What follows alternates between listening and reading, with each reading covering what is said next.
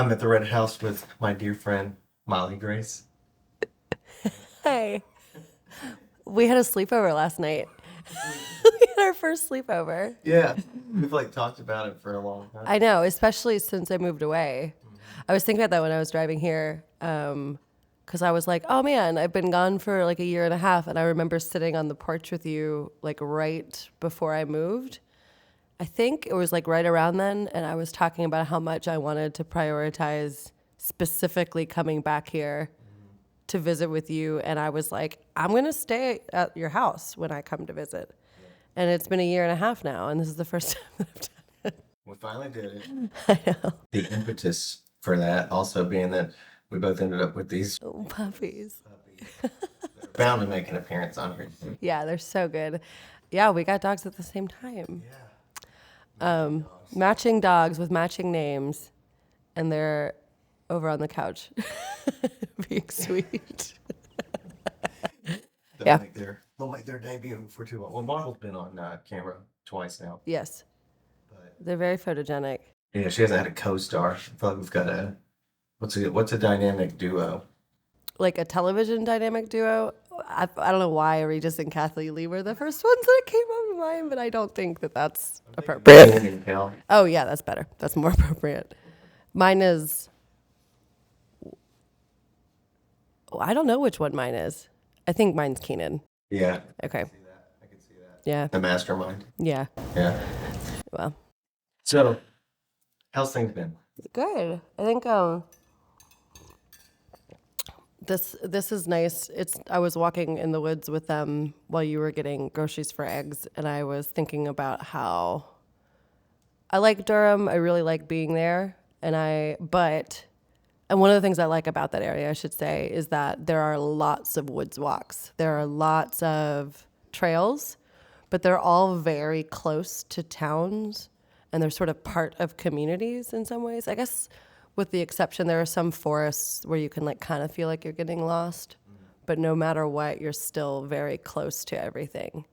And I miss being in an area where you can just step outside of it and be sort of lost in the woods. And obviously I didn't get super lost in your woods. There's not, but I didn't, but the knowing that I could wander or like make my own trails and get kind of lost is a good feeling. Yeah. And I miss being in this area for the proximity to where we are right now, like Rule Hall, Hanging Rock, Pilot, sure. But I really miss being within like a reasonable day's drive to the Blue Ridge and the mountains and National Forest, that sort of thing. So I was just thinking about that. I was like, You out there? there really isn't, unless like I just don't know where it is. I have this book of like trails and hikes in the Triangle area. I haven't fully like looked in it to see if there are any where again I could feel like I'm lost. There are lots of great sectioned off green spaces. There's like Duke Forest, and there's a place called Umstead, which is a park. And yeah, like you feel like you're in woods, but you see a lot of people walking. You see a lot of people with dogs. You're just constantly encountering people on these walks versus like, I'm going to pack a bag. I'm going to go camp for a night or two. I'm going to go away. So I've just been thinking a lot about that. I miss being in an area where I don't feel like I'm near people all the time. Yeah. Um, you're about an hour. What is it? An hour south of Richmond, or maybe 2 hours? I think it's 2 hours. Hmm. Yeah, I wonder if you'd have to go to Virginia. I wonder if Virginia would be a more ideal option for what you like to do. I think like Shenandoah is what I'm hearing is like the closest way to get deep in. And I should probably just stop complaining and just go up there. I don't even think that I complain that much. I think it's just that I miss being able to get kind of lost, which is ironic because I still don't really know anyone there, so I feel like I'm lost all the time. I'm just lost in like Raleigh and that. What do you like? What have you in the last year or two? What's been the big difference between Durham and Raleigh? I mean, Durham and Winston-Salem. I mean, I think people in Durham would like people in Durham have been like no, but I respectfully disagree with them. I would say the diversity and the integration of that diversity. So it's like not that Winston doesn't have a diversity, it does, Yeah. but there's still so much like active segregation, and I'm not saying Durham doesn't have that as well. There's clear issues with gentrification and clear issues with like sort of cordoned off communities, but still just walking around Durham or dining in Durham or just being in that area, you are looking around and seeing active integration and activity and communication between different communities, and just the diversity that exists there is more varied. And I think that's probably in part because of the industries that are there and also like the universities, things like that. But, walking around Durham feels much more communing than, like as a white person, it feels more like I am witnessing many more intercommunication than I certainly do in Winston.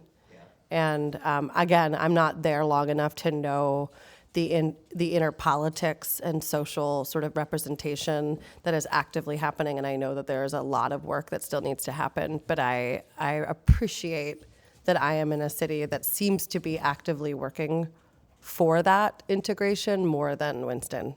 So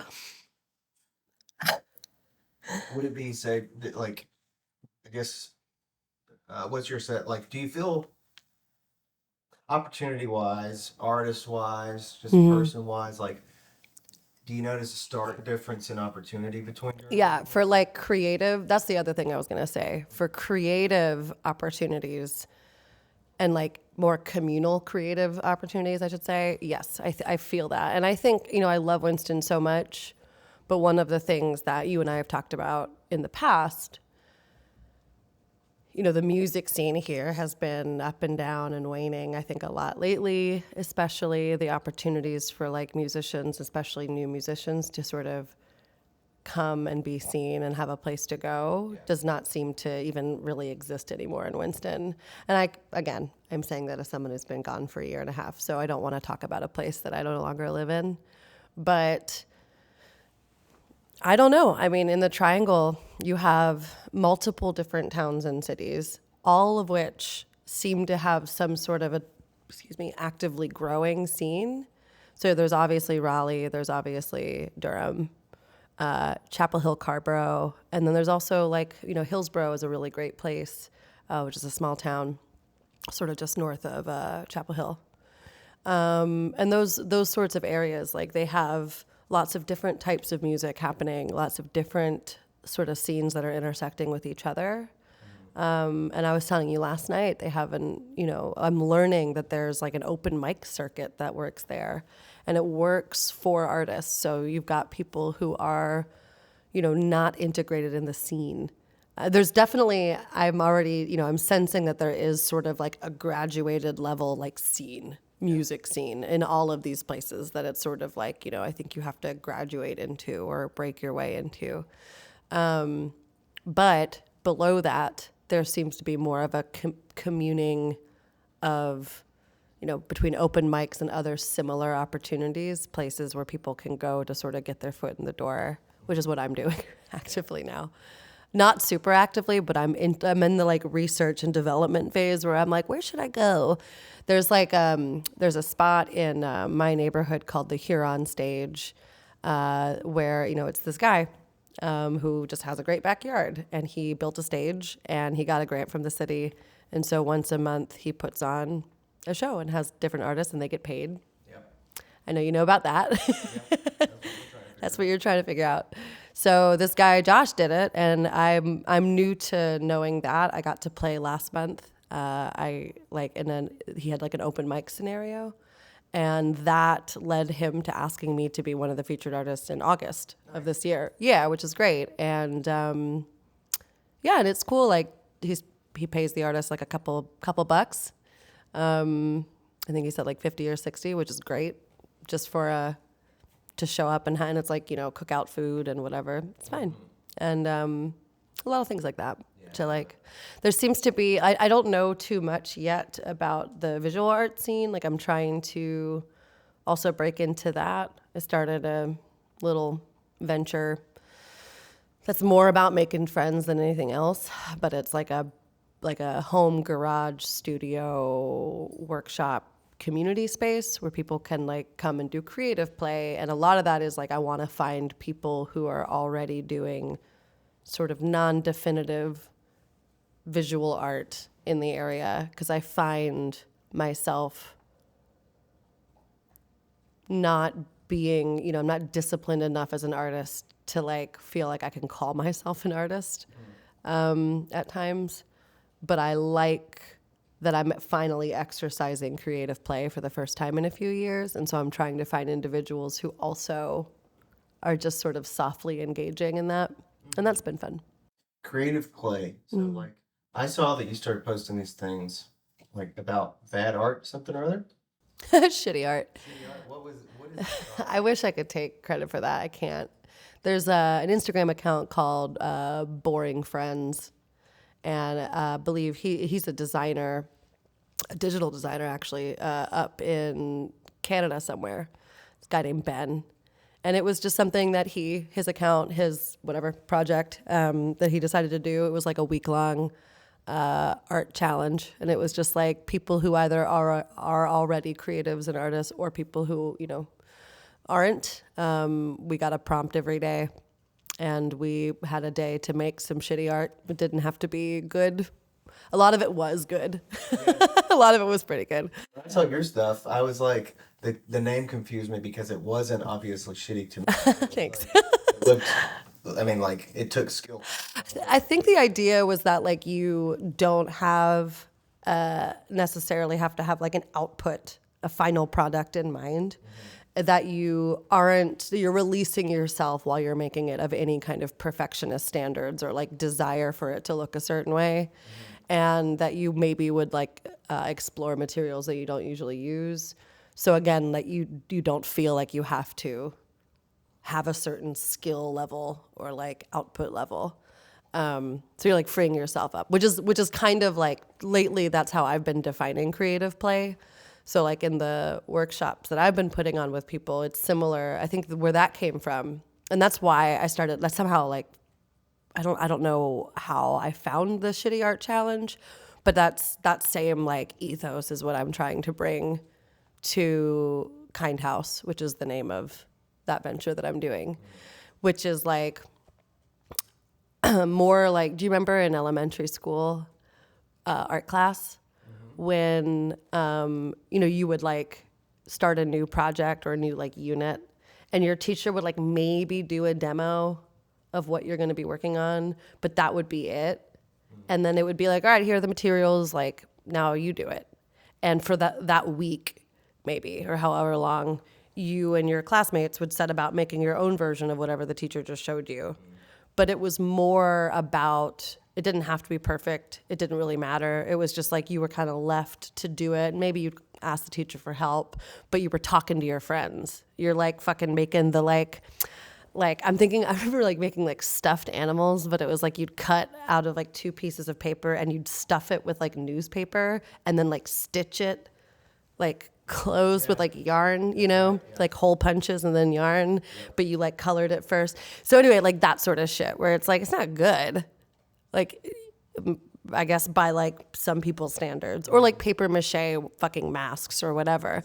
Yeah. Or like, remember like making like sawdust sculptures? Do you remember? Sawdust, I don't remember. It's so good. I don't even remember. I think it was just like literally sawdust and glue and water maybe, but you just like made sculptures. Like, anyway, but just that sort of shit where you're not trying to make it look good, but we're adults and we don't fucking take time out to do this. And so we're literally holding ourselves to grade school art standards and just getting ourselves a little messy, but like doing it with people that we don't know.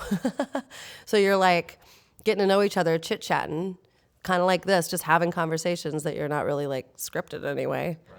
And you get to leave with something that you like may or may not be proud of, but whatever, it doesn't fucking matter. And those have been really great. Yeah. We had one that was like So the idea is that like all of these things don't require skill. They don't require too much prep. They don't require like an intensive tutorial. Yeah. Like maybe a 30-second YouTube video, that I'll like send people the week before. They can look at it or not. And then we just sit there and like do it. And so the first one was just Take 3. Yeah. So yeah. as you're talking about this project, I'm remembering like when we first made ceramic masks in I think like 5th grade. Yeah. And I made one that basically looks like I look now, like with somewhat long hair and a black beard. He had some red in his hair. And he had this like phallic nose that as an elementary school kid I didn't think anything of. I just thought it was kind of funny. But Yeah. my dad always made fun of it in some kind of way. Because you had a dick nose. It had a dick nose. He was like, I think you knew what you were doing. Didn't think about it. No, and like what kid would? Kids don't even know that they get that big. Yeah. Exactly. I don't think. I mean, I think most kids don't know that. I can't speak for all kids. Yeah. What was your favorite? What were some of the like more memorable art projects that you had when you were a kid? Well, so I don't remember a lot of them from public school, but then Jesus Christ, I would, so we had to do this thing when I was in it's like 7th and 8th grade classes, at Christian school. And we had to like illustrate Bible verses. And I would push that really, really far into the domain of mockery and stuff. Porn. Like, Did you do porn? no, couldn't do that. But I would do like wild shit. Like, for some reason, I drew like we had to illustrate the verse about Abraham and Isaac and God and the ram to Yeah, to spare him. Yeah. but I drew it where Abraham had just put the knife right into Isaac and blood was everywhere and the ram was just kind of like looking on him like holy shit. Uh, I thought that was funny. Ram's like sweet. Yeah. Ram was just like cool. And Isaac's just bleeding out. So I would just like not do it. I would do it really. I would draw it really well and color it all and all this stuff. But like, Yeah. I would kind of fuck with it. Yeah. Yeah. That stuck out to you, obviously. Yeah. Do you still have any? You still. Yeah. So why do you think you hung on to them? I don't know. I don't know. It's interesting. Well, it's interesting. Hanging on to things Yeah. is weird, and I go back. I go in and out of moods, and luckily sometimes I'm able to like kind of purge and notice when I'm hanging on to like too much stuff. But there's certain things in my life that I'm just like, I think I will cherish this Yep. later on. I have this thought in my head that's like, later in life, I will be glad that I still have it. Same. Yeah. There's like I have so much of that, and I don't know where it will go, or like, and I don't care. A lot of it. So I'm not like a hoarder where like my whole space is filled with stuff. My space is actually quite spare, but there are certain objects that are like super strategically placed. I know you do some of that as well. That it's just like you need to be here because I want to see you. And then there are lots of things like old artwork or just whatever mementos from years and lives past that are just in boxes, in storage units.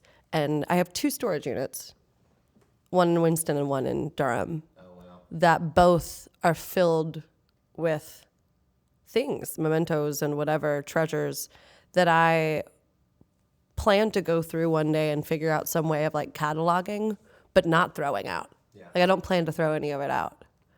I have I haven't gone that far, and I guess probably because I'm less mobile. Like I've been in the Yeah, same yeah. house for a decade now, so I've got stuff here in the house that's just like in storage closets. Yeah. But yeah, there's just those things.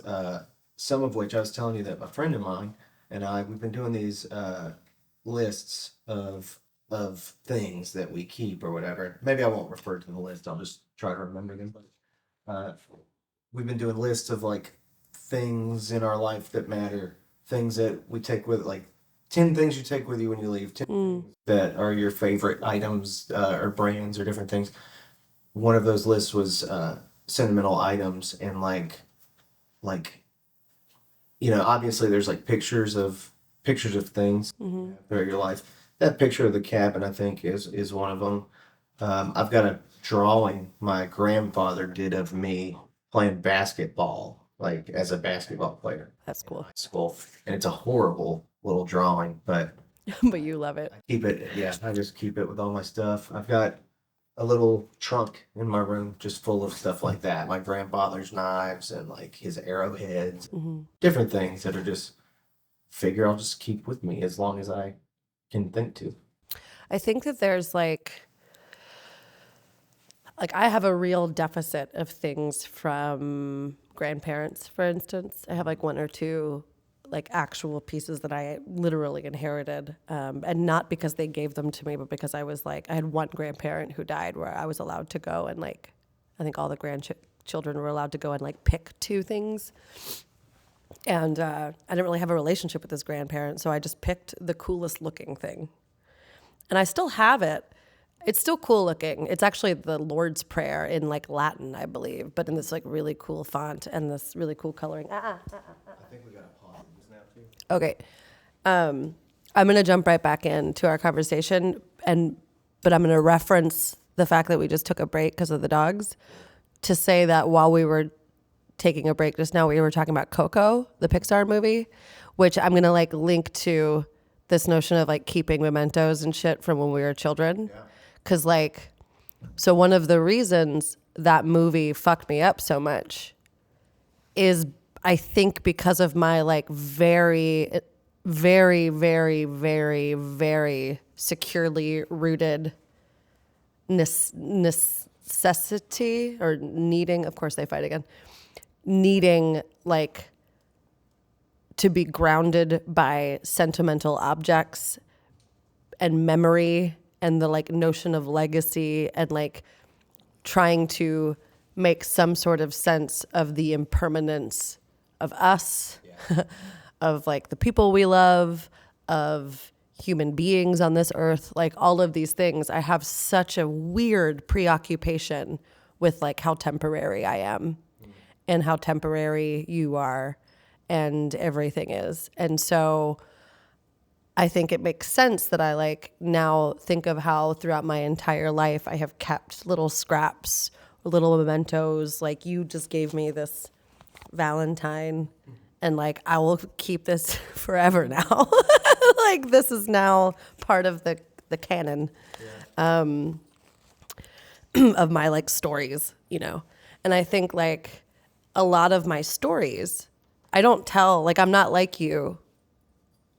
I don't write music as often as you do. I write music very seldom. In fact, like that's one of the hopes I have for myself in the next few years is like figuring out ways to like solidify my thoughts and my memories and in more permanent ways through writing or through art or something, because currently I only have them preserved in little mementos and objects that have meaning to me, but no one else knows them.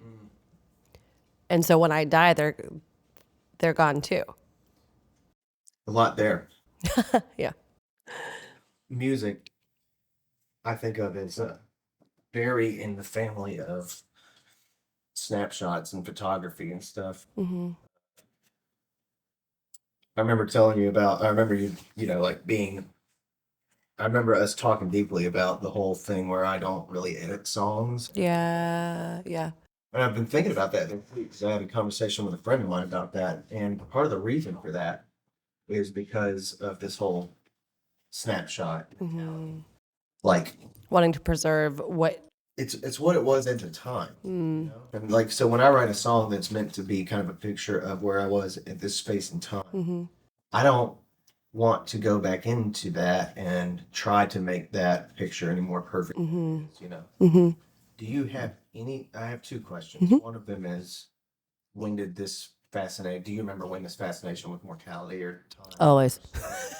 Always. Where it's Yeah. and then second, with your visual art in particular, is there any element of this? Any association with the time period that you're in, or capturing a moment that you're in? I don't know. Speak to the second one in a minute, I think. The first one is that I think it's always been there. Again, like I think there was like a subconscious. Obviously, when I was a child, I don't think I was like actively like, oh, I'm gonna die one day. But I think I've just always cared very much to keep things like letters, cards, objects, rocks, something that someone gave me, or like you and I have the same Barnum and Bailey circus animal cracker tin that, you know, mine was from my nanny's house growing up, the woman who cared for me growing up, who was in many ways like a second mother to me. And that's where we kept the crayons, the broken crayons, you know, that didn't, whatever, that were like worn down. Yeah. And now I keep it for lots of different things, and I'll never, ever, ever get rid of it. It's a very precious item to me. And that, like, I don't know why I kept that at the time. But for me now, if I were to like look at objects like that, what makes me like choke up about them is the fact that like my childhood is gone. And I hate that. And I also have reverence for it and like appreciate that I'm a different person now. But I look at that object and I'm like, that was so many lifetimes ago that this served this purpose. And I want to have it now to serve similar but different purposes, so that I like, it's like hanging on to former self things just so I don't lose it all. Yeah. And I don't think that was ever like a conscious choice. I think it's just like that's just where it's evolved to. Did you ever watch? I don't want to interrupt your stroke. No? Did you ever watch that like tidying up show? That Marie, whatever. Kondo, maybe Marie Kondo. sounds kind of right. No, but I also like, I heard some basics, like some like echoes of it from people. I know that like sparks joy was like a big thing that was like, get rid of anything that doesn't spark joy. And what's funny about that is that I actually already have lived by that for a long, long time. Like, so for instance, again, if you come in my house, a lot of this stuff, you can't see it. It's put away somewhere, right? My house is very minimal. It's very spare. And that's always kind of been like that. But the things that are out, even from like each mug that I have, or it just every little thing that I use is something that like that brings me a smile. Every lamp, everything.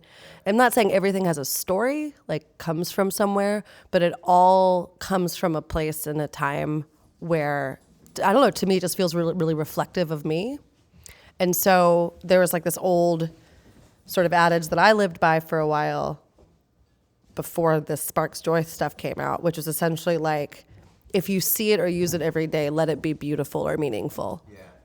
And that's from like the spoons that you eat off of to like, you know, but I think like there's like I feel like the point of that was essentially like to give objects more meaning. Yes. And for me, like a term that I've enjoyed for years, and I can't remember how I came upon it. I think honestly a blog of all things, which was like considering myself to be an object enthusiast. And like being very enthusiastic about the objects that we choose to keep in our lives. Dogs are chaos. Puppies are chaos. Is this the first time that this has happened on your show? 2 dogs, yeah. Yeah. With like this kind of level of chaos. Yeah. Okay, cool. Yeah, This it's is its own vibe. Yeah, for sure. This will be like the dog lovers edition. Yeah. Everyone else who doesn't like dogs will be like, skip, fuck that episode. But this one's got dogs in it. Yeah, and I'll pan the camera down and just show them the whole time. The whole time. Yeah, just do the voiceover of this, just on them doing stuff. I'll get us really quiet and hey, stupid. Hey, stupid dog. You gotta let go my ear.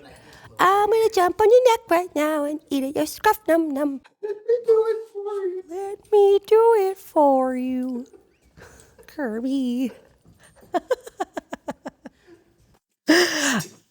It's just the context of that video. I know. Like the dog saying, "Let me do it." Let me do it for you. Well, and the voice, like the like trembling, I don't know, it's just perfect. Like that soundbite is so perfect for that image. I think what we're talking about with this interesting conflict with the dogs is actually kind of priceless. Because like, so my project for a long time has just been like the order of my house, and not all like I do think that as you mature and as you like start to appreciate certain things more, you start to care about your house more. And like you probably saw this place 7 years ago Yeah. when it was just more like, haha, It's your bachelor pad. look how much of a bachelor pad it is. Yeah. Give a fuck and stuff. Yeah, I'm not connected to any of this. This is fine. This is just a roof over my head. You don't clean, you don't dust, you don't Yeah. whatever. And then like over the years, I've tried to make it better and better, and I still try to make it better and better. Yeah. And that was part of my consideration with the dog because I was like, I'm like my comfort zone have become so much this like get my house like the way I want it, and like I'd have a party or something, and the next day it would just be like spend 2 hours cleaning the house, and they just kind of like sit in a clean house and have it be clean. Yeah. And be like, okay, I don't want to record music. I don't want to like write. I don't want to do anything that's gonna undo all of the cleaning I did. So I'll just kind of like sit in this sterile environment and appreciate how perfectly orderly it is.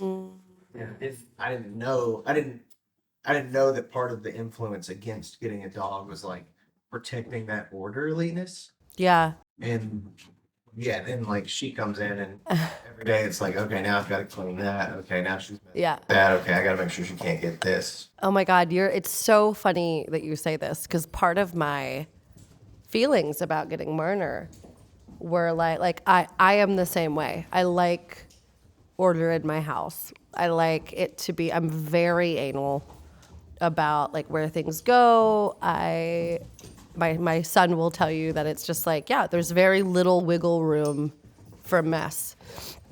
And I didn't mean to be that way as a person, but it's the only, I think it's because I'm so disorganized up here and like I have such little control over the rest of my life, like literally no control over any fucking aspect of my life. So like my home is like, but I can do this and I can do this well. And also being like kind of low income, my home isn't filled with nice things. Right. I think I got a nice couch last year. That's a nice couch. And that's it. But everything else is like subpar, but I've worked really hard to like preserve it and have it look and feel like it's like curated. And so when and I'm very space sensitive, like I'm super sensitive to the layout of spaces, the lighting of spaces, the cleanliness, and just like the way it feels put together. And we got Marner, and when we were driving home with her, we got her here in Winston. So we had like an hour and a half drive back, and I'm like in the driver's seat, and she's back there with my son, and I'm like, I had this moment where I was like, what the fuck did you do? Like, you are bringing a chaotic being into your sanctuary, and you are already hanging on by a thread, my friend, in every other aspect of your life. This is the one thing you've got, and you just threw a fucking tornado into it. And I thought I was going to regret it. And instead it's been very humbling. Yeah. It's just been like, oh, no, I just clean up after you. Exactly. It's okay. Yeah, it puts you back in this state of mind because like, according to some, it's like there's this balance that it's appropriate to try to strike between your orderliness tendencies and your chaotic ones. Yeah. I started out living here. I started out purely in a state of chaos, Yeah. Then kind of when you learn what it takes to create order and create beauty, yeah, I think then you become very protective of it. Mm-hmm. It's like, that's not something that you can just take for granted. It's not easy to come by to get something to really be that in order. Mm-hmm. So it is. It's hard to like lose. I think become, at least in my experience, I become, I think, too protective of it, and it's like. My family comes over for Christmas and I'm kind of secretly like, oh my God, like it's hard for me to look at my house in such disarray. I'm thinking about when I'll get to clean it and get it back to normal. Mm-hmm. Mm-hmm. And I think it's a great challenge to have her be like, I'm going to fuck your shit up. You fucking. You're like, but I'm not mad. Exactly. She does it in a cute way. Yeah, You're yeah. like, I love you so much that it's worth. Yeah, yes. Yeah. Yeah. Very much so. It's so strange. And one of the like security things that I can say, I'm again like I'm very particular about my spaces. And people who spend a lot of time in my space or like interacting with me in my spaces will tell you. And I'm only saying that you've known me for so many years, so you may know this, but I don't know that you've like spent a lot of time while I'm being fucking psychotic in my house. Those who have will tell you that I am very particular about rugs. I love rugs. I'm very picky about my rugs. I must have area rugs. Certain living spaces, I gotta have a rug of a certain type. Like, it's just a thing. I fucking love rugs on hardwood floors in my space. And when I got her, I was like, well, the rugs have to come up for now. Just until, not everyone, but like in my living room, I took up the rug. So I've got a couch and an armchair and a coffee table on just bare wood, which normally would drive me fucking insane. And the like discipline I feel in my body for the fact that it doesn't bother me like I thought it would, I'm like, you've self-actualized or something. Like I feel like I've elevated to a level where I'm like, you are so chill. You are so zen that you don't have to have a fucking rug under that very rug-worthy space. Yeah, that's awesome. I do relate though to what you're saying about like having people in your space, just like the fact alone feeling chaotic to you. Yeah. Or like it's a weird like infiltration, even if it's just a civilized dinner. And I'm like, I'm trying to enjoy this, but I do like the table better when it's just clean and put together Yeah. and not with food on it. Which is weird. It's like, it's weird, and I don't know. It's not. I don't think it's a good idea to live in that sort of protective state of mind. I agree, yeah. But that's an interesting balance. I mean, I asked about the Maria lady because there's this spectrum of like hoarders on one end, and like, people who like I don't know, like my grandma used to be. You'd go over to her house and she had a whole living room with furniture covered in plastic and like things in glass cases, Yeah, it's fucked. and you like aren't supposed to go in. But that's a different level. Yeah. Like that's a level of like non-interaction. I'm not knocking your grandma. No, I'm not either. Yeah. I feel like I mean like that to me is almost like taking objects and making them like sacred to own these objects. And then there's like hoarders who also think it's sacred to own objects, but it's like to the point where it's just utter chaos. Yeah, just there's no like there's like a pathology to it that is like I'm trying to hold on to everything, you know. I think like I romanticize both sides of it. Not the plastic part, maybe not the cover the furniture and plastic part, but like maybe my level, I won't speak for you, my level of like controlled ecosystem is more, yes, it's for my own sake to a degree and my son's of like, again, control and safety and like, I almost had the illusion of being an adult, but corrected myself because I am an adult. It gives me a reminder that you are an adult and like you are living an adult life. But it also is for the sake of like being able to offer a comfortable place for people to come and be, whether it is myself or my son. Or friends, visitors, family. Like I love hosting people. I love having people over for dinner, despite the fact that I am happy to put everything back together when they leave. And I know you're the same way. I mean, you have a podcast show in your house. People come to you a lot here, and like your parties, things like that. Like I know you have the same thing. So it's like a balance, especially as I grew up and I become a little bit less social, with a capital S. I've become like more interested in having people come and have intimate conversations or like one-on-ones in my space. And I want them to feel I want them to come in and be like, this feels so comfortable. Like this feels, it's not cluttered. It's not, I don't feel like I can't touch anything, but I also don't feel like I can't touch anything because it's gross. It's like, it's like a nice balance. What you just said is the interesting Yeah. observation, because that's the kind of the two ends of the spectrum. I can't touch anything because it's so clean, or I can't touch anything because it's so Yeah. And similarly, I want people to come in and kind of know who I am, but I don't want them to know too much. Like if I'm a hoarder, all my fucking shit's out and they're like seeing into me.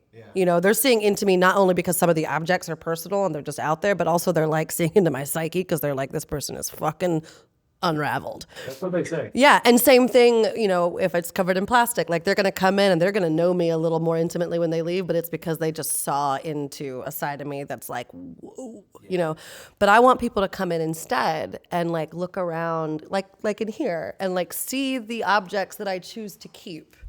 And there's a story there, and they may not know the narrative, they may not know the chronology of that story. And for me, less so than you, like my collections aren't as on display. Obviously, anyone walking in here would be like, I think I know what his thing is. I think he likes music, but like, and then they go over there and they're like, I think he might be Cuban. To your knick-knack shelf. I'm not trying to read too far between. Did it stop? No. One, funny. 1, 2. 1, 2. 1, 2. Oh man, I have no idea what has happened. Well, I mean, I should have audio. Okay, now I'm back on. I should have audio from the camera. So yeah, that's right. We'll figure it out. We'll see what happens. But anyway, I like the idea of people coming in and like getting a sense of my vibe of like, and this is all, by the way, hypothetical. Like it has been a long time since I've just had like a stranger come over into my house and like, that doesn't already know me somewhat. Mm-hmm. But like, I just want it to be a reflection of like my values, my soul. Yeah. And then also maybe like there are some books, there are some objects, there are some things that have meaning for me that are placed very strategically. And they're not placed strategically so that like, I hope someone comes in and sees this rock and is like, wonder if she likes, Yeah. But it's more like they're placed in a way where my eyes can land on them if I'm just relaxing and like maybe it makes me contemplate or remember something or think. But I also want people to come in and just sort of understand me in a picture, even if they don't know what those objects mean. And I think that's something that like I struggle with. Like I'm looking to in my life fill my physical space with a few more overtly sentimental objects, like photographs. I don't have any photographs up in my house currently.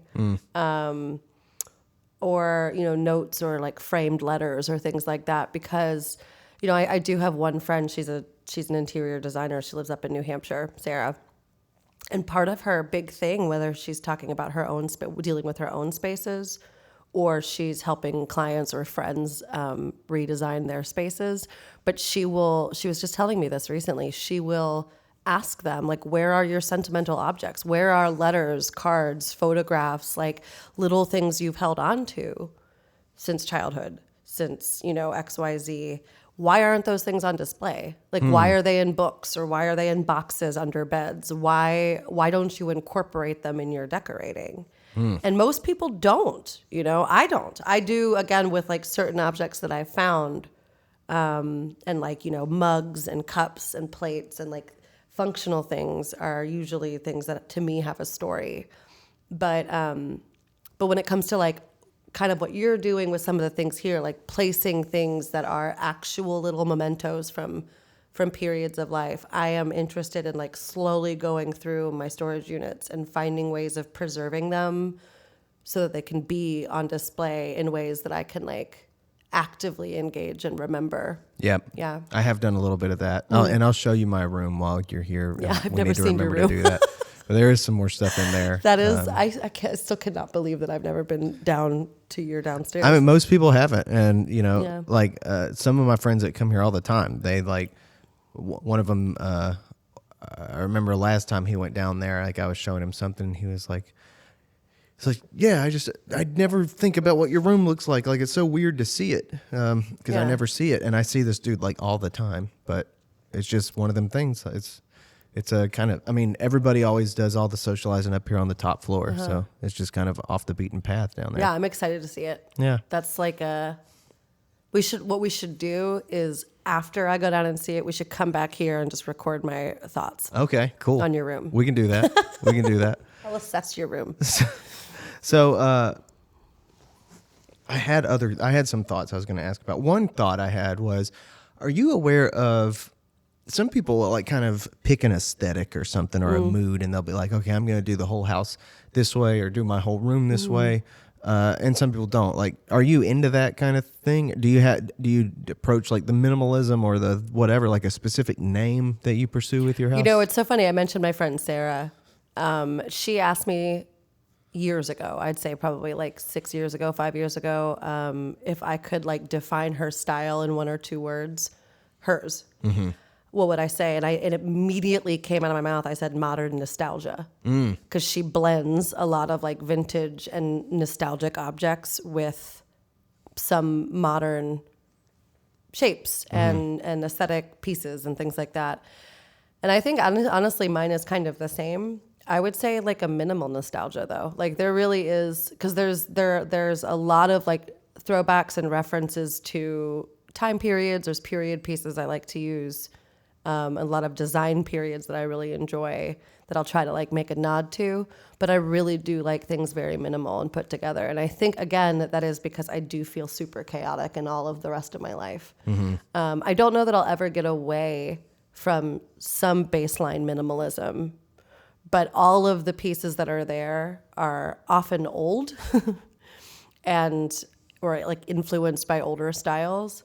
And then you have, again, these like pieces of sentimental, these like anchor pieces that are to me filled with sentiment and nostalgia. So I'd say like minimal nostalgic.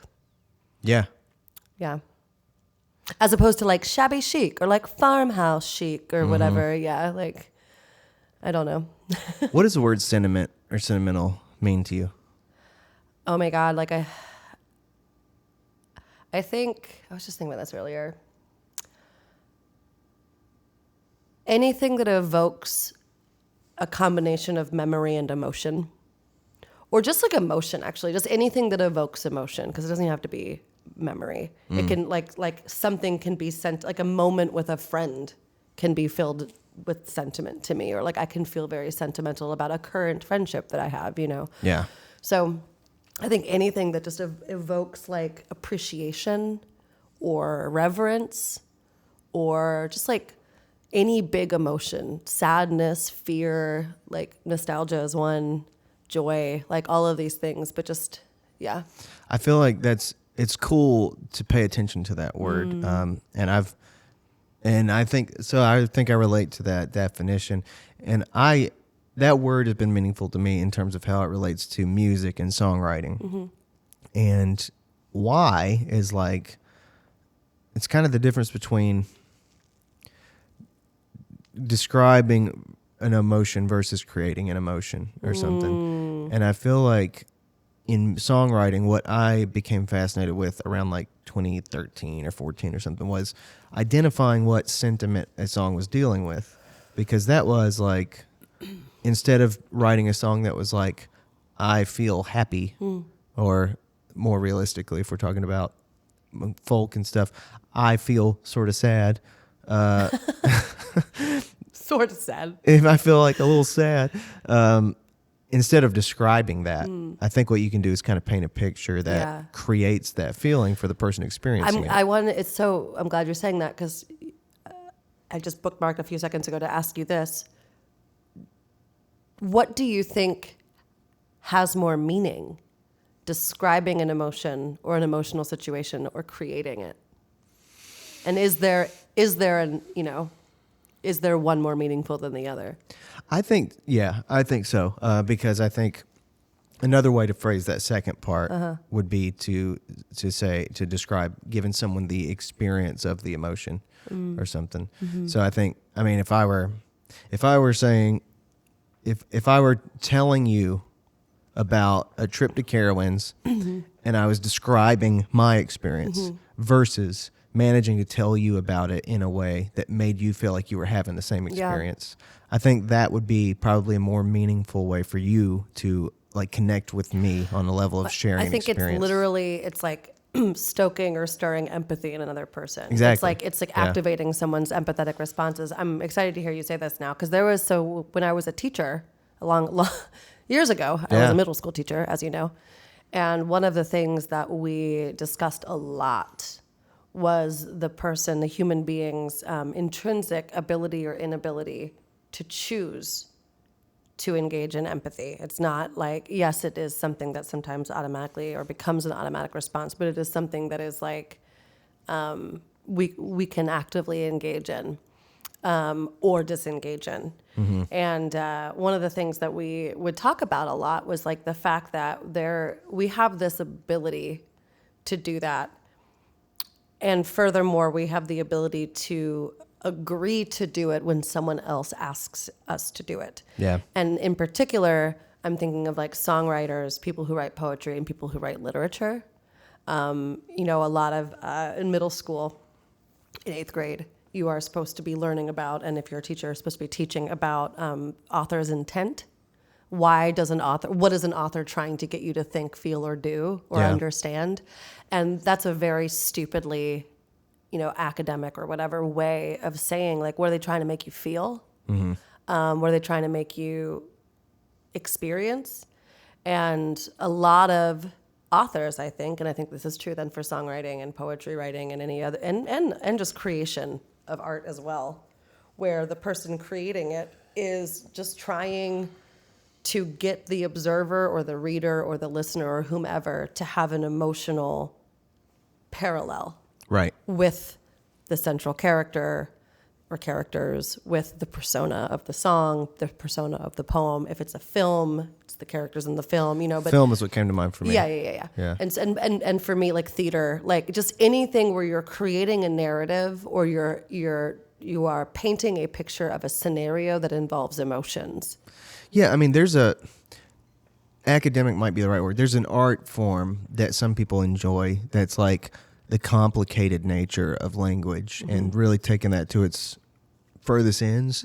But there's a huge portion of the population that have no time for that, like that just don't give a shit about vocabulary and like the complexity of language. And I feel like that's what depiction often is so useful for, because it's a minority of people, I think, that enjoy the intellectual sort of exercise of how complex can we make something complicated, which is like, I think Bukowski said something like, fucking Bukowski. I think he said something like, academics make simple ideas complicated. Yeah. And poets make complicated ideas simple.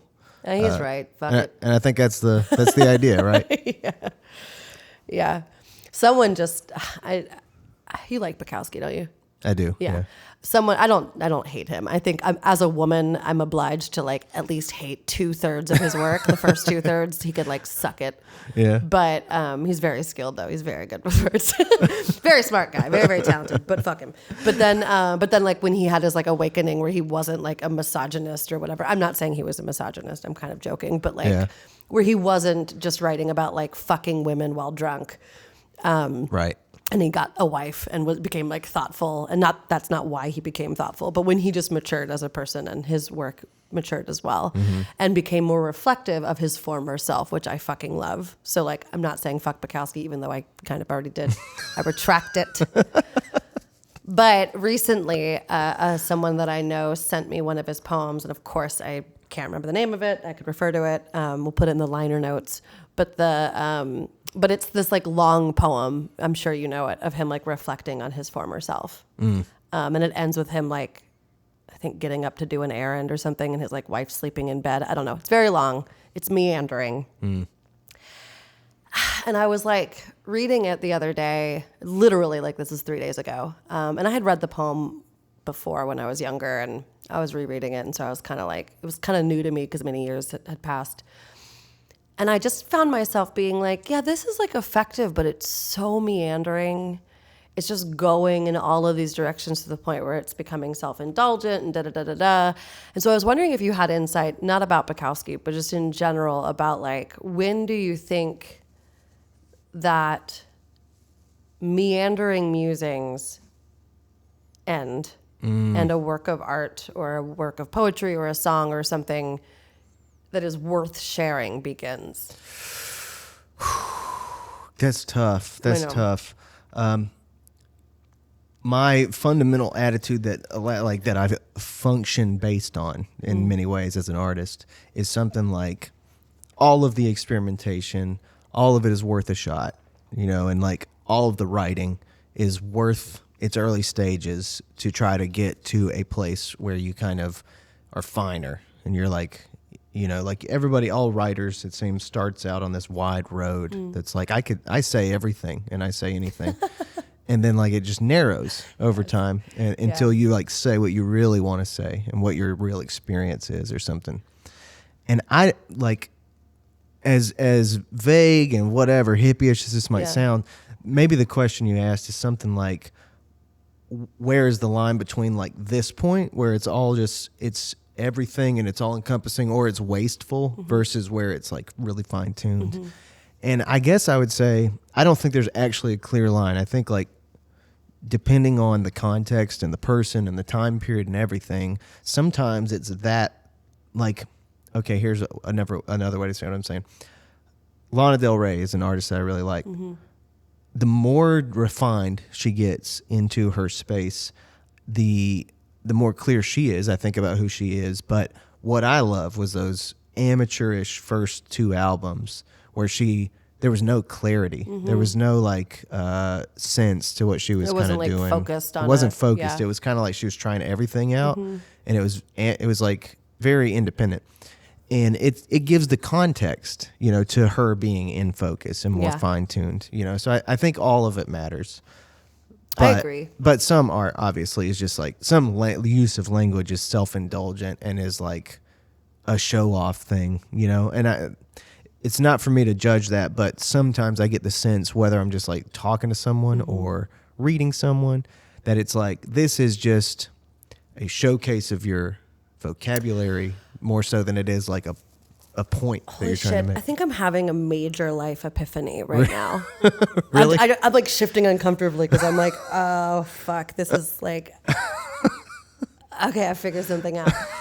This is going to sound heavy. Okay. I have always, we've talked about this for years. Like, I admire friends and people I don't know, but just people who like have the ability to produce a lot of work. Right. To write, to make as many songs and record as many albums as you have, for instance, or people that I know who are painters that they can just like go into the studio and paint and paint and paint. Both as a musician and as a painter, I have been so limited in what my output is.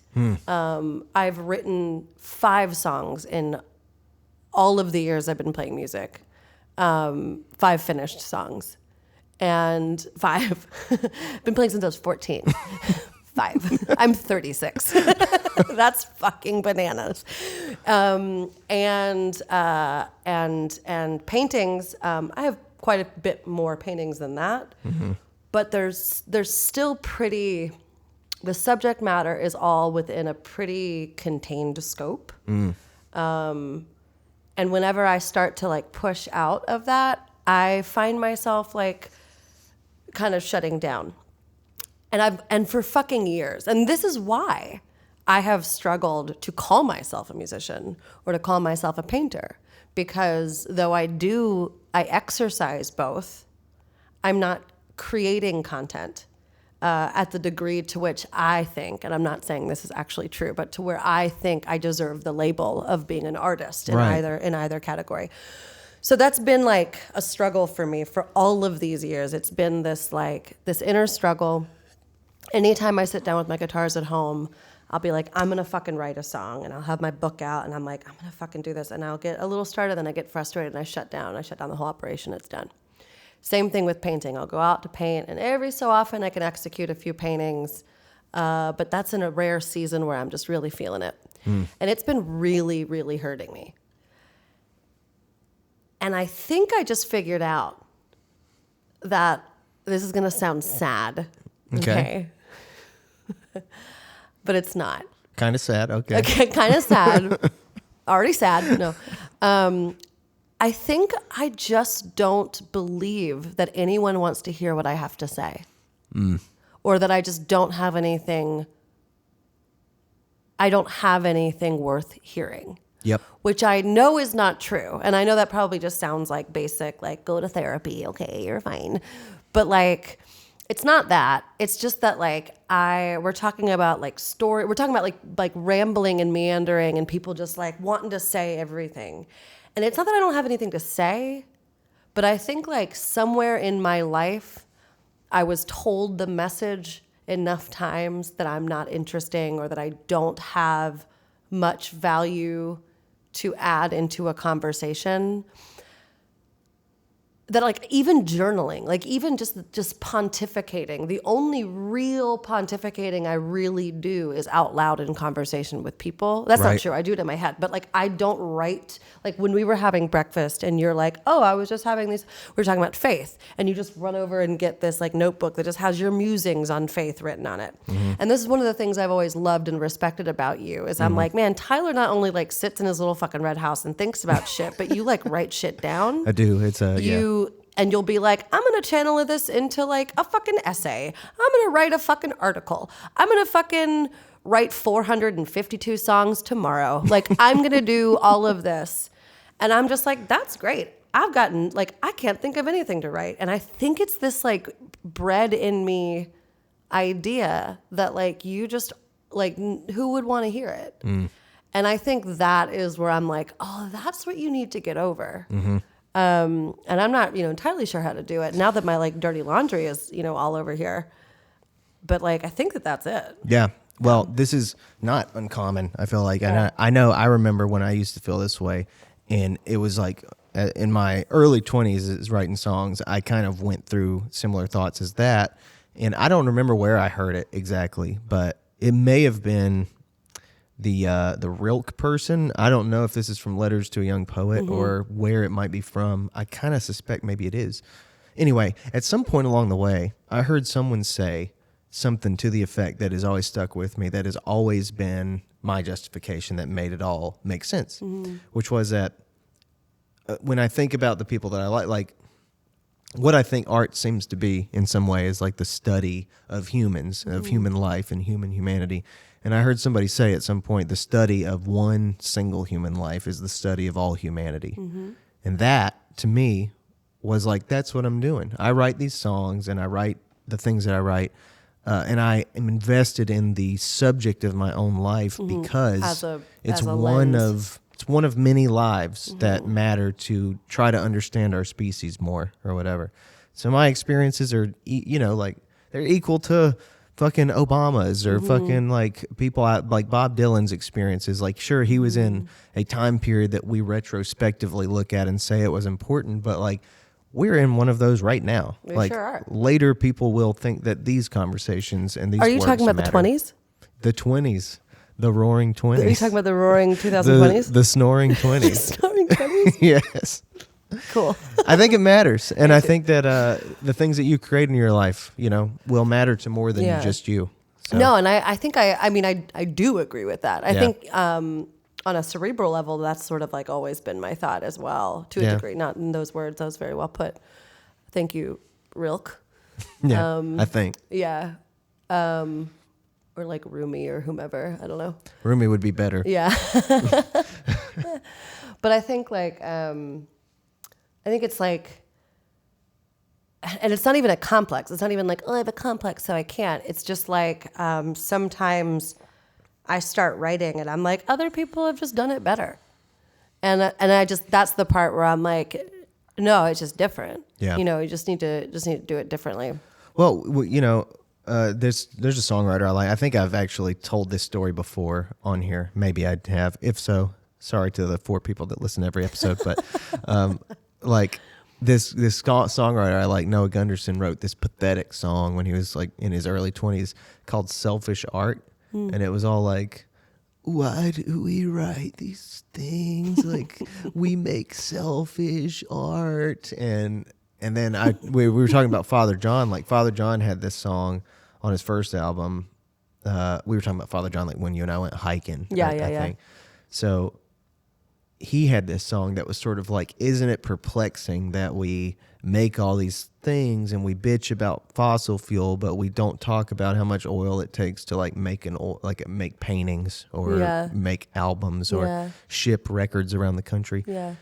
And, that's a cynical interpretation of art and of it being wasteful or something. But like when you look at great works of art or listen to great works of art, I don't think it feels wasteful. I think, and the only way to get to great works of art is to make amateurish works of art, and be invested in that process from a starting point, a middle school working with sawdust to like somewhere that's much more complex and controlled. Yeah, again, I think it's because you're creating something that has sentimental value.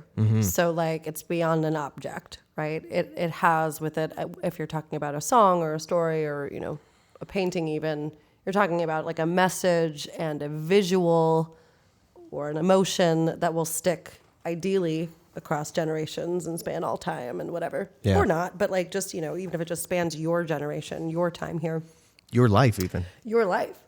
I think, that's an investment in not just, yourself, but also the planet. And again, I don't mean to say like Father John's point of view is fine, whatever. Yeah. But like, yes, even if you are taking or harming the planet to do these things, you are still investing back in the worthwhile time while it is here. Not advocating that we should like double down on like production of records or whatever. I'm just saying there's like an exchange happening there that is, meaningful. Yeah. Yeah, I wonder, like, do you feel meaningful? Do I feel meaningful? Yeah. Interesting question. I'd say usually no. Yeah. So, Cool. Me too. and I will admit right out, like, the first time I ever felt useful to the world was like when I like started being important to somebody else's. When you got a real job. Yeah. When I got a real job and like, but it wasn't just getting the real job. Like when I was like a general staff at Aperture, I was like, I can be here or not. It doesn't matter. Yeah. And like, that's how other people made me feel too. But when I started like being in an important role and people were like looking to me, then all of a sudden I was like, oh shit, like people care if I show up or not. Yeah. Like this is different. This is different in a different way. Not the same as like I have a show tonight, but it was like people depend on you differently. So yeah, that work, like as backward as it feels for an artist, it's like, truth be told, it's like the art is how I find meaning maybe, but not really often how I feel meaningful to the overall picture. That's interesting. My son is almost 12. No, sorry, he is 12. He's almost 13. And he hit an age a couple of years ago, started beginning a phase a couple of years ago where he needs me less and less and less. And that's obviously not true, right? But on the surface, he needs me less. He needs me less to survive. Right. And he needs me less to be like, for like an overt emotional connection. And snuggles, and like affirmation. Yeah. And I never really realized how much meaning, he still gives me meaning, how meaningful I felt from the time he was born up through recently. And what I've been struggling recently is this seeming, again, on the surface, absence of my meaningful nature to him. Again, to emphasize, if he should ever listen to this, which he, no offense, never will. Except for maybe when I'm dead and this becomes a sentimental piece of archived whatever. But like he, at this point in time, I feel very meaningless in the world again, or at least in his world again, because he's now a preteen. He, would rather be anywhere else. He's in his room. If I say something, he's like, God, like, I'm the worst, and I am. And I, it's a phase and whatever. I don't take it personally. But the fact is that I have to intentionally not take it personally. I have to like remind myself this is not an absence of meaning. You are not meaningless. You are still just as important to this person. And even if you weren't, that doesn't dictate your meaningfulness on this planet, That's good. I mean, because we were joking about the dog, like they don't pay attention to us at all. I don't have kids, but that's my only little inkling of that same feeling. Like when it's just her and I, it's like I'm her whole world. Yeah. And then like another dog walks in and I'm literally chopped liver. Well, you wait until she discovers video games. Because then you'll cease to exist. Her first day of school. Yeah. First time she brings a guy home. Good. Yep. This is Spot. I don't like Spot. I don't like Spot. Yeah, my son doesn't. He's not interested in dating yet, which is like fine. And I honestly don't think I will care as much as I, care about his investment in video games. Even though, like, he takes video gaming. I said video gaming. Video gaming. Rock and roll. Rock and roll music. The rock and roll. Rollers. The rollers, the Rock and rockers and the rollers. rulers. He takes gaming, seriously at the same level that you take recording and mastering. I don't know. Audio engineering your music. He really, really loves it. And it's like something that his dad and I we never thought that a child of ours would be invested in. And yet he's so invested in it that we are like, cool, like we back you. This is your passion. This is something that it's not just video gaming. He's like streaming. He's creating like video content for his game streaming channel, like all these things. That's cool. It's very cool. And his interest is never waning. It's always kind of like focusing and intensifying. Again, he's 12, so who knows? But it's the sort of thing where, I'm like, damn, like I'm impressed at the fortitude that you have in this one single direction to get better and better at it. And that is, again, like a discipline that I only have when it comes to my house. Yeah. And it's cool. It's like, I think getting back to like the creating mindset, like I think one of the things that I said to you on the porch a year ago before I left for Durham was like, really wanting to re-engage with my creative side, because I just, in the last handful of years that I was in Winston, I just let that die. I think I got like really preoccupied. Once Trump became president, I think I got really preoccupied with like the state of the world. Mm-hmm. A lot of people, I think, did. Yeah.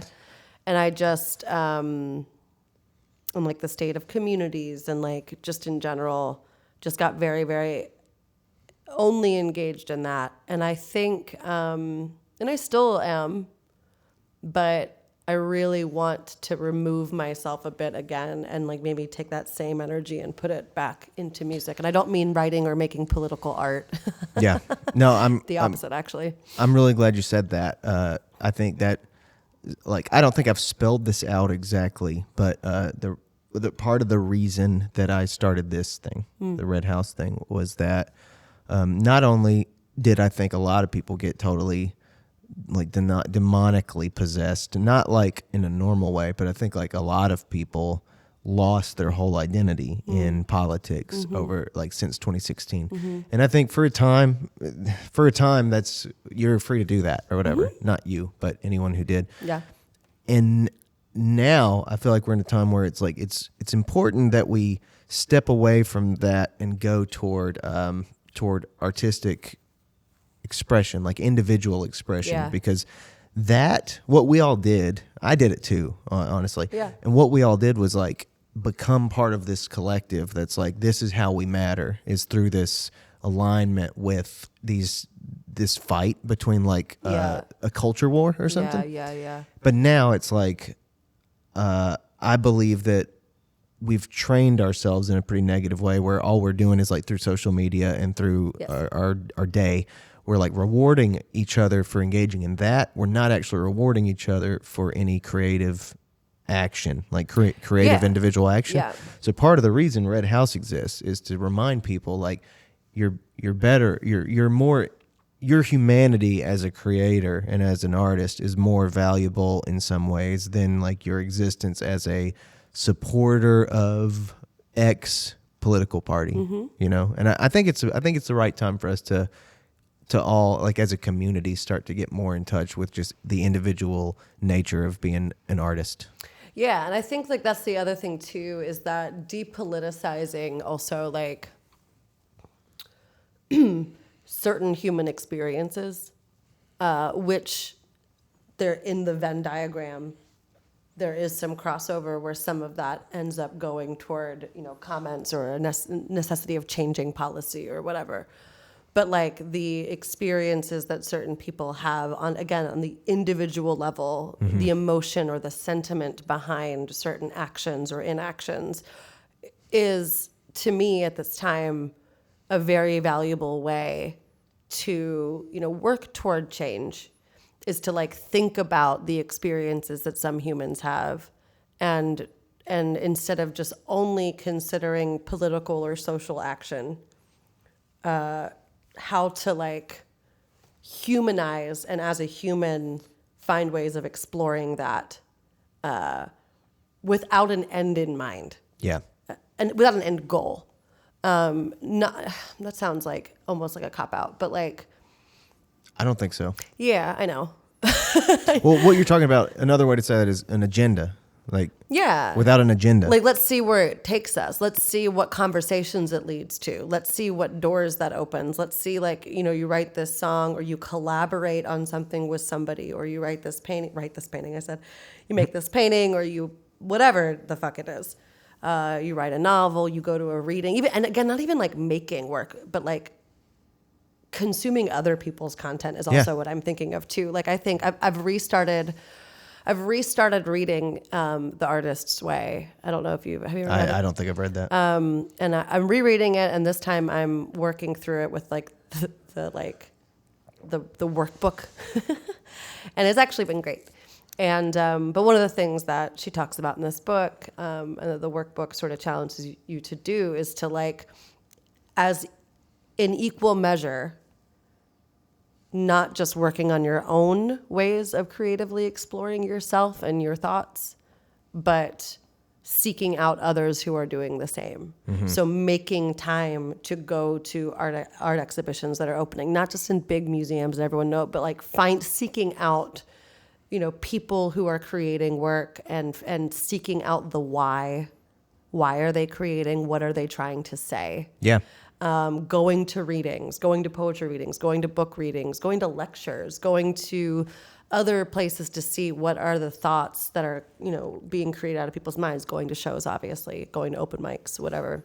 Well, the hard part of that too, I agree with all that. Yeah. I think like that's what we need right now as a way of training people again. That's what, if I was recommending to someone, like if I was going to make a really broad assessment of like what I think is, what I notice is kind of fucked about culture, it's that a lot of times when I interact with people, they assume that politically I think the same way as them, and they look at everything through their political lens. Yeah. And they like, if they're talking about a movie they saw or a song they heard, they're like finding opportunities to sort of invite you to agree with them politically. And it's weird to me.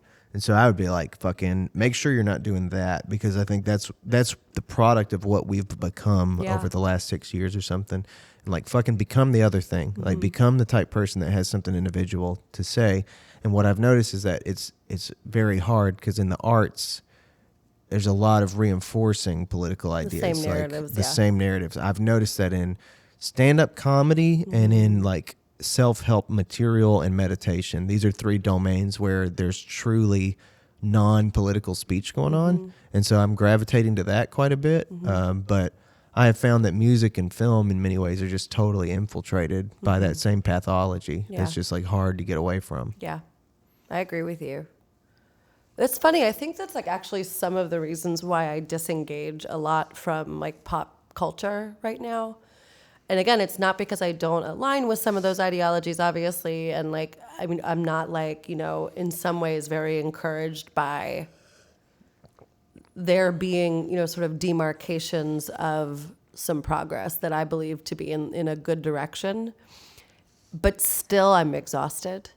Like, I'm very tired of where I just everywhere I look, in order to be enlightened, there needs to be woven into it communication about certain social agendas.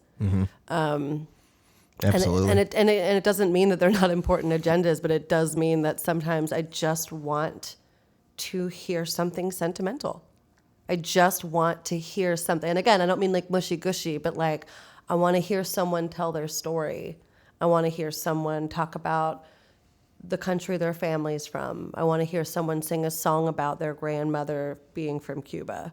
I want to hear someone, read a poem about like a time when they walked across the Brooklyn Bridge and like saw someone almost take their own life and decide not to. And I don't want it to be about why. Oh, they had this life and this is, and like I don't, and I'm not, Yep. I just want it to be like a simple slice of a person's experience in this world. Absolutely. Yeah. Well, there's something I noticed about that while you talk about it.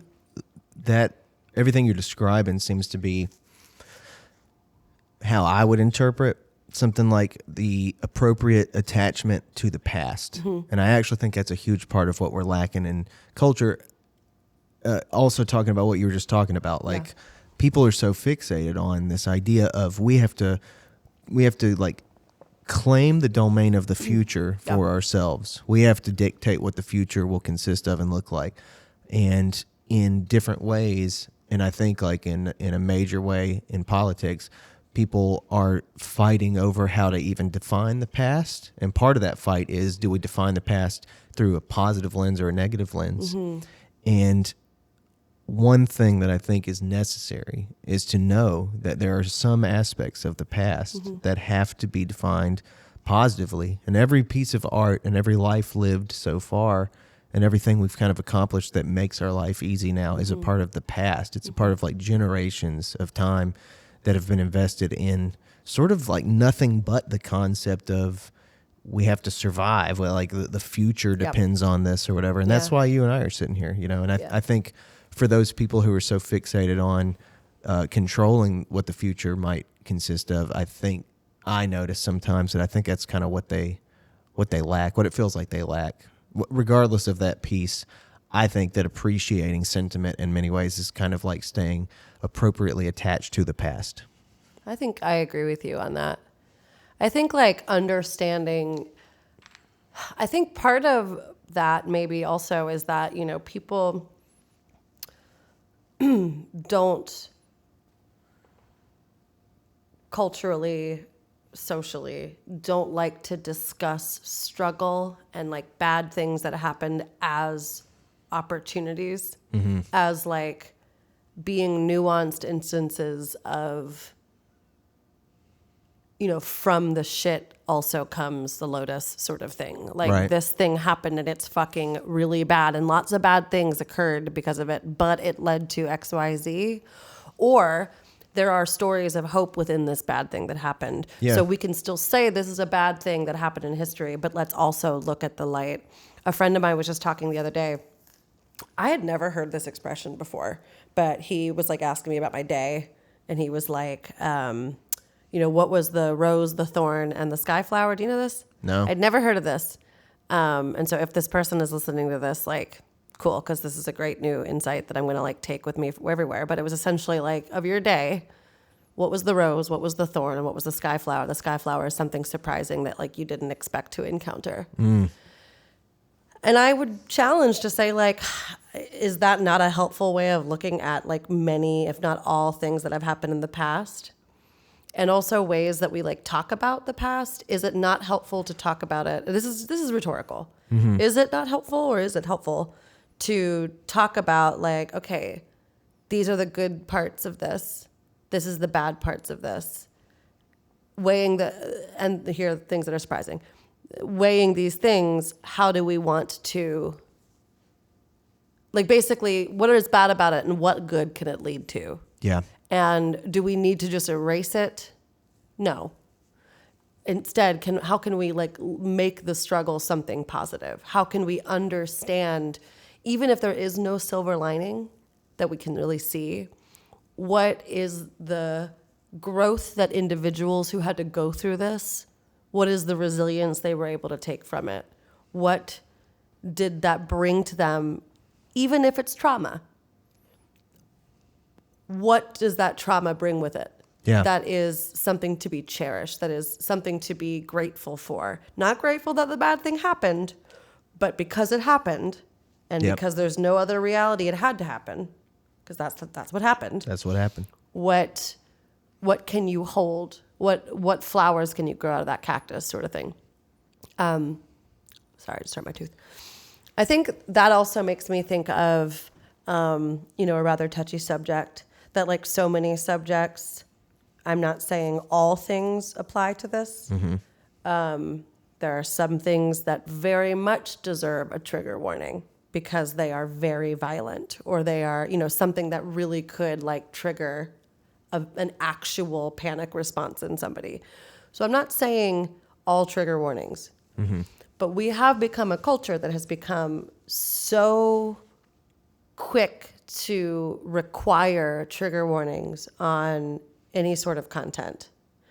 And my pushback on that is not that I don't understand the need for it or the reason why that is a considerate thing to do.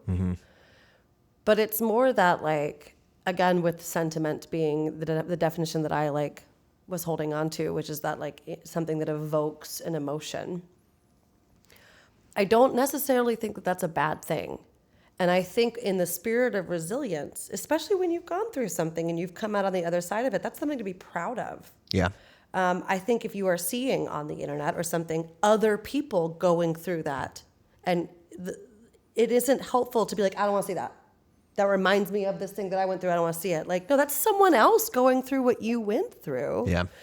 And either the content is about them coming out on the other side, or it's about them not. Like, they're still struggling to. Yeah. Either way, there are two opportunities for you as someone who's gone through something similar to be able to look at that in the face. And I'm not, by the way, the disclaimer is not that like anyone who is triggered by triggers are being weak and not like rising to the occasion. That's not what I mean. Yeah. And I'm certainly, again, I'm talking about like especially something that is very traumatic. I'm not talking about that. But things that are just like, I think we look at trauma and struggles and hurt as these just only terrible things, as opposed to, yes, they're bad, very bad in some cases. And when you survive them, you have survived them for a reason. Here's one that I'll say, that I'll name because it popped into my head. I mentioned like walking across Brooklyn Bridge, seeing someone, almost choosing to take their own life. Suicide is a very sensitive subject, especially for some people. It's very sensitive to people who have considered it. It's very sensitive to people who have loved ones who either succumb to it, or have considered it. Any number of things. And like, I understand that hearing other people talk about it reminds you of those people, or it reminds you of that time in your life. And I struggle sometimes to understand why that is bad. Why it is bad to remember something with sadness or even fear. I feel like sometimes if we label something as taboo, we end up putting it in this closet and closing the door on it. And the longer it's in that closet, the bigger the taboo, the bigger the halo becomes around it of like, do not go near it. And it's that worries me as a culture that we would tend toward resisting resiliency, whatever it is. Yeah. You know what I'm talking about? I do. Yeah. Yes. I mean, I 100% agree. And I absolutely hate this. I mean, I hate this weird like distancing that people try to do from like all negative or tragic aspects of life or whatever. I think it's so fucking useless and so imaginary and not productive. And I guess another way to, I guess when we're talking about this, like what comes to mind for me is there's a tendency in all ideologies, I think, to which is part of the reason I avoid them or try to, is I think there's a tendency to condemn the nature of reality through this like sin, this like ultimate sin. Like society is this thing and it always will be. And so like there's a constant march up, or like no, not enough work has been done, not enough progress has been made. And that may be true in all sorts of ways, and it tends to be true to some degree, I think, according to each ideology. Like does a certain X problem exist in society? Absolutely it does. And like, is it cool to continue to try to progress away from that reality? Sure. But I think what can be forgotten through that way of thinking is just the acknowledgement that things are better today because of some people. In some ways, things are better today than they were like 100 years ago. Whether it's about our lifespan or our relationships or the way we view each other or the knowledge we have about other human beings or the technology we have, like all these interesting things about life that make life better. And sometimes it's just that little acknowledgement. It's just taking a breath and being able to have the balance to say, yeah, things can be better, but things can also be worse. And things aren't perfect, but things are better than they used to be. I think that balance in life is all that life is often about. And any spectrum that we can identify that produces something horrible on either side, I just think like always avoid whatever's horrible at the far ends and aim for a balance between positive and negative. Yeah, I think that is safe and fine, so long as we still, like, I still think that obviously there is need to call out things that need to be called out, and like, just because things could be better does not mean that we should not still demand change or like work toward things, or like I should say, like, we don't need to settle for how things are just because they've been worse in the past and they're better now. And I think what we're talking about is balance. And I think that there's like, I think a lot of people think, that if we in any way give ourselves a hand for anything, that we are asking for us to stop the progress. And I just don't think that those two are mutually exclusive. I think that we can like understand the things that are working well and give reverence to those, credence to those, and then like, but also continue to work toward progress, you know? I think that's kind of right. I think people, it's almost like a way of existing. And I think it might be a little worse than they don't know how. I think like what I notice with ideologies is that it seems to be like people turn on a mission to pursue. And so like they only pursue the criticism, and they like to acknowledge any positive accomplishments would be almost like it's like cognitive dissonance in their mind. It's like we can't do that because we're too busy pursuing this idea that things aren't good enough. And then there's people who probably do the total opposite, who like, I think that's like American exceptional or whatever. Right, it is. where it's like, we're great. Look at us. We're Look great. how far We we've come. don't need to do anything else. Like we're great. Look how far we've come. We have overcome so much, and and still you're a right. lack of balance, just a lack of I think that's reality. what it is, where it's like, again, you're talking about a spectrum, as opposed to being like an axis of like, there's lots of plot points happening at once. Exactly. There are lots of things that where progress has done, is going well, and it's like in the good trajectory. Yeah. And there's some that are, it's like it's gone well, but it could use some work. And then there's things that are just like fucked. Exactly. And still fucked and getting fuckedier. And then there are ones that are like not great in history, and we're not doing the best to like improve it. And it's like, but we could, but we're aware of it, and like we should get better. Like, there are lots of things. There's lots of plot points, and that's just the human. I think the multidimensionality of the human experience, where it's like there is a lot of suffering, and disregarding of that suffering. There is a lot of suffering and acknowledging it and wanting to figure out how we can stop it. There is a lot of suffering, and there have been steps to fix it. And it's getting there. And there's a lot of suffering and a lot of work to take those sufferings away. And like the same, you can use the same fucking XY axis for like human hubris. You can use the same XY axis for like compassion and like moments of beauty and like exceptional altruism. You can use the same, XY axis for fucking art, like anything. And it's we just always want to spectrify something. That's not a word. We always want to lineize something. Create a binary. Kinda. We want to create a binary. Yeah. Yeah, that's the word. Well, obviously we just got cooking and it's already 1:00, believe it or not. Your other person's coming. In fact, I think I saw them just arrive. Really? Yeah, I did. Oh, okay. So we got to wrap up. But we got to go see your room. We got to go see my room. So, okay, this is part 1 of more. We need to part 1 of more. Yeah, more. we'll do more. Okay. We'll do more. Well, thanks for podcasting with me. You're welcome. Do not forget to come back. Do not forget to clean this up. All right. I think that'll do it. Yeah. Okay. Your room. I love your room. I don't know why it surprised me, and I'm trying to like figure out what I thought it was going to be like.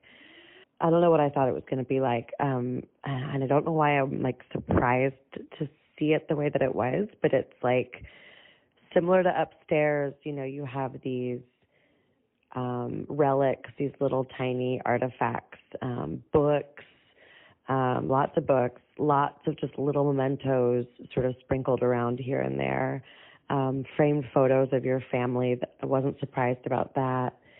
Was very, like, it's not that I thought that your bed was going to be messy or like a mattress on the floor. I don't want you to be offended because I didn't think that. I just think I didn't think it was going to be as like put together as it was. And I don't know why that is. And I hope you're still my friend when I say that. It's not even that I thought it was going to be messy or like not put together. I think I just thought it was going to be dark. That's what it is. Okay. Never mind. Scratch everything I said or don't, whatever. That's what it is. I was not surprised by the relics. I was not surprised by the mementos or the books. I was surprised that there was a window. And maybe that's just because it's a basement, so I like naturally thought that there wasn't going to be, but I just didn't think there was going to be any light. I think I thought there was going to be like cinder block walls, and I don't know what I thought, but I loved it. I thought your bed was really nice.